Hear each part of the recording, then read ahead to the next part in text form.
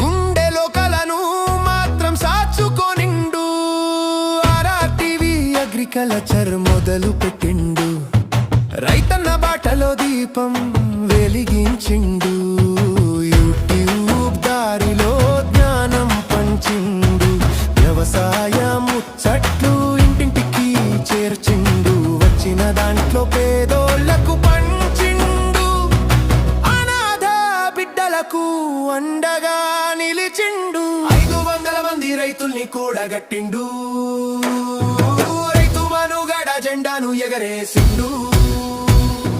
విత్తనాలు మందులు తక్కువ ధరకే రైతన్న